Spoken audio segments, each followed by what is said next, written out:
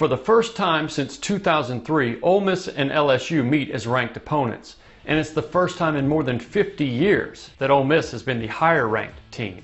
Usually it's the other way around. LSU in the top 5, Ole Miss just happy to be ranked. But the Rebels have their eyes on the college football playoff, and LSU is just trying to get back into the SEC West race.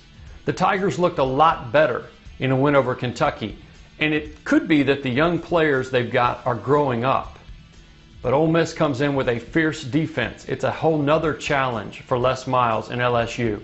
Here's what we know. On Saturday night, Tiger Stadium will be rocking. Very quietly, yet another contender might have emerged in the Pac-12. Utah still isn't sure who to play at quarterback. Is it Travis Wilson? Is it Kendall Thompson? And will either play well when they're in there? It's Travis Wilson this week, apparently. But it hasn't mattered all that much, given a defense that leads the Pac-12 in sacks.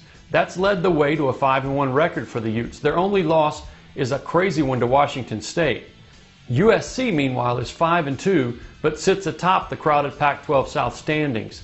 The winner gets a huge leg up in a very tough division. 4 teams ranked in the Amway Coaches Poll, and UCLA just outside of it. It's been 2 long weeks for Auburn since losing to Mississippi State. 2 weeks to stew about a slew of mistakes. 2 weeks to watch as the Bulldogs gobbled up all the attention, rising to number 1. Ole Miss moved up 2. Auburn, an afterthought all of a sudden. During the off week, Gus Malzahn indicated that freshman running back Rock Thomas could get a lot more playing time in the second half of the season. This could be big too. Safety Jermaine Whitehead is coming back off suspension. South Carolina has been meteoric, but mostly mediocre.